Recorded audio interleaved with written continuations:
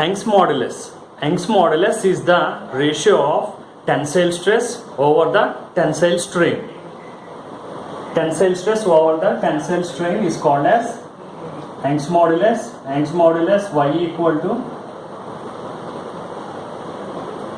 tensile stress over the tensile strain. Here, if you consider a rod, an iron rod having a length, it is having a length L. So, and this is the area of cross section of the rod.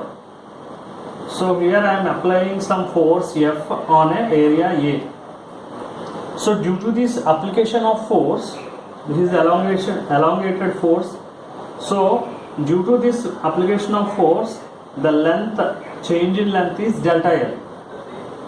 So here we can write it as stress is nothing but force applied on the body upon area, and coming to the strain. Strain is change in length by length. So delta L by L, or this can be written as force into length by area into delta L. So here the Young's modulus Y equal to FL by A into delta L, and here the unit is force unit is Newton and area unit is meter square. So Newton per meter square. This L and delta L will have the same units as meters. Change in length or length will have meters, so no need of this. So we will consider only this. The unit is Newton per meter square or Pascal. This is the unit of Young's modulus, and Young's modulus is nothing but the ratio of tensile stress by tensile strain. Here we can say as a compressive stress. A compressive stress also we can consider, and in the same way we can say it as longitudinal strain. And now if you consider a graph regarding this Young's modulus, stress strain graph, this is stress and this is strain. Consider a graph for a rod or iron block. So the graph seems to be like this. This is the horizon. It will be a straight line here. After that, it bends, and then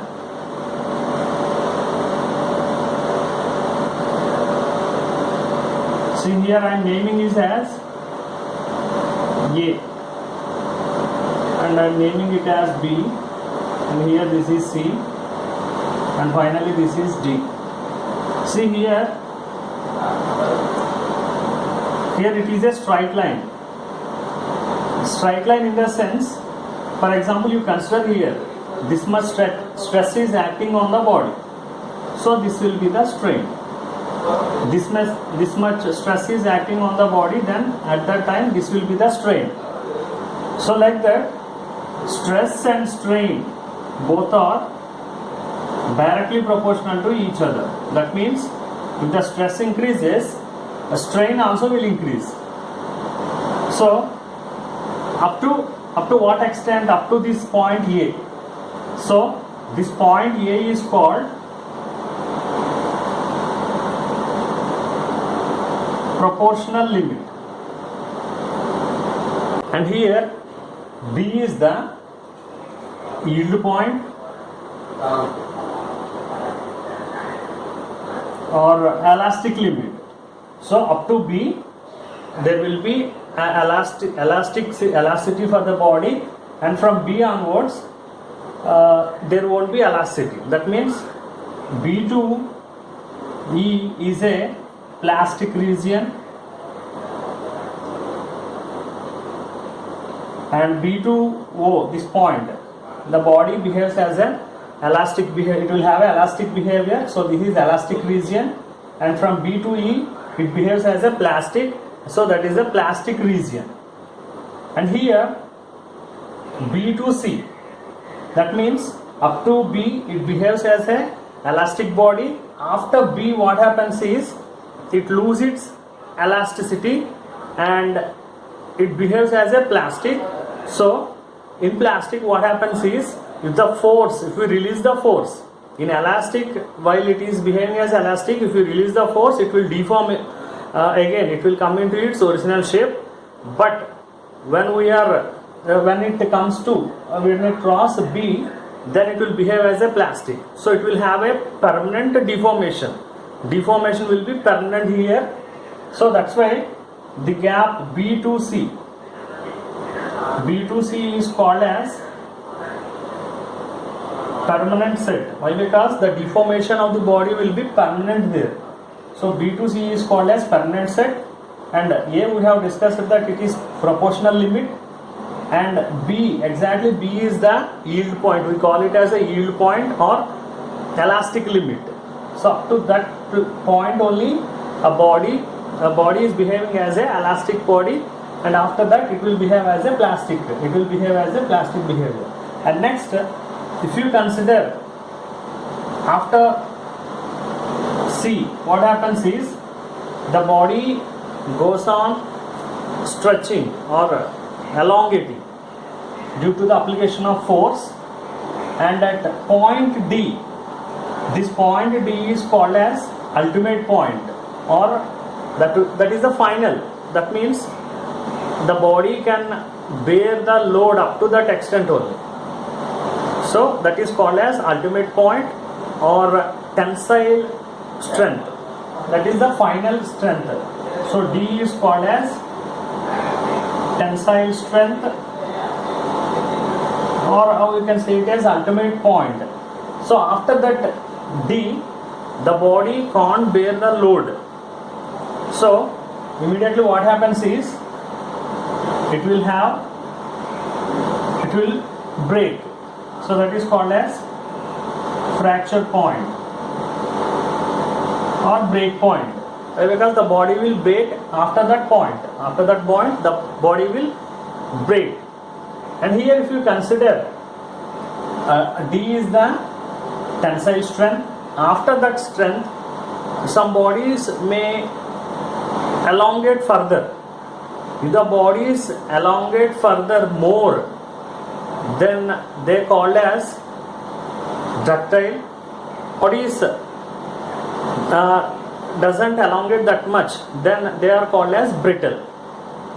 And here, coming to the Young's modulus, if the Young modulus of a body is high, then the body is a stiff body. Stiff body in the sense, you consider a diamond. Diamond is a stiff body, and if the Young modulus is low, then the body is a flexible body. For example, you consider a rubber. So if the Young modulus is high, then the body is a stiff body. Example, diamond. If the Young modulus is low, the body is a flexible body. The example is a rubber. And here, consider some metals here. Polypropylene, wood. So Young modulus is gradually increasing here. And titanium. Titanium is having the most Young's modulus. Carbon steel, aluminium, wood, and polypropylene. So here we can say one more thing. The Young modulus is directly proportional to the stress. If a body is able to bear the stress, then the body is having more Young modulus. If the body is unable to bear the stress, then the body is having a low Young modulus. So here, if you consider polypropylene, it is having a very low Young modulus. And here, this body, if you consider a stress strain graph, for this much of stress, a strain is more. That means by applying a little force, the body experiences more strain. See, strain will be more for very little stress. And when we go to this food, so the stress increases a little bit. If you compare aluminium with this wood, yes, it is increasing a little bit more. And coming to this carbon steel, still the stress is increasing. And coming to the titanium carbide, for the more amount of stress, if you consider this, see, for this amount of stress, it is having a very little strain. So stress, it can bear more stress, so angle modulus value will be more for the titanium carbide. And while constructing a bridge or a road, so we'll take that, we'll see that material should have the more angle modulus, so by that it can bear more amount of stress. And now consider that metals, angle modulus of if you take ceramic, for ceramic the angle modulus will be more. And if you consider some metals, comparing to ceramic, metals will have some less angle modulus value. And if you consider polymers will have a little bit less angle modulus. Here the angle modulus of ceramic and metal is more while comparing to the polymers. Here the angle modulus is very less for polymers. The reason for this is, you consider, we know that a metal or a material will be having some intermolecular structure. So due to that intermolecular structure, the arrangement of that due to the molecules, the strength between, or the force between the, or bondage between the molecules will give the material a strength. So if you consider that here the ceramic or metal are having interatomic bond, so the interatomic bond, so this is a strong bond. So due to that, this metal or ceramic is very strong. While coming to the polymers, it is having a intermolecular bond. Here it is having a molecular bonding, here it is having an atomic bonding. So due to that, this is having very weak. A weak bonding is here in polymers, and coming to the ceramic or metals, they are having very strong bonding. So atomic bonding. If you consider that bonding here, it may be like this. So this is the atomic bonding, and coming to the molecular bonding, that may be like this.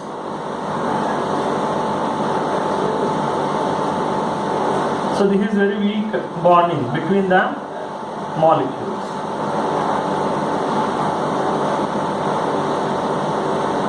So this is weak bonding between the molecules, and this is very strong bonding between the atomic bonds. So that's why ceramic and metal are having more angle modulus, and they can bear so much of stress while comparing to the polymers. And again, once have a look here, angle modulus. Angle modulus is nothing but the ratio of tensile stress by tensile strain, and the unit of angle modulus is Newton per meter square or Pascal. And coming to the stress and strain graph, here O to A is called as this is the elastic region, sorry, O to B is the elastic region, and A is the proportional limit. Here O to A, it obeys Hooke's law, and here we can define angle modulus also. Because angle modulus is nothing but stress upon strain. So how much of stress we are giving to the body, the strain also will be proportional, directly proportional to that. how much of stress the body is taking, that much of strain it is giving out. And after that, B is called as yield point. So after that, up to that B, the body behaves as a elastic body. After that B, it behaves as a plastic body. So up to here, that is, if we release the force, it will again come to its normal shape. But after B, what happens is the permanent deformation takes place. So B to C is called as permanent set. Why? Because the deformation will be permanent. And coming to D, this point D is called as tensile strength or ultimate strength. So up to that point, a body can able to bear the load. Whatever the load we are giving to the body, it is bared by the body. And coming to the E, that is the fracture point. So what happens means, up to D point it will bear the load. After that, it will elongate for some while and it will break out. So that is the fracture point. And next, we have taken some metals here, different types of metals here. Polypropylene is having very less Young modulus, while comparing to titanium carbide is having more Young modulus here. And if the Young modulus is high, then the body is a stiff body. If the Young modulus is less, the body is a flexible body. And coming to the ceramic metals and polymers are very weak in Young modulus and they bear only very less amount of stress. And here, to the very less amount of stress, they can have more amount of strain. For example, like rubber band, if you take a rubber band, so giving a small amount of force also, the extension will be very more. That means stress will be more for a less amount of, strain will be more for a less amount of stress. And why ceramic and metal are having a strong means they are interatomic bond, so that's why they are very strong. And here polymers are having intermolecular bond, so it is very weak bonding. Thank you.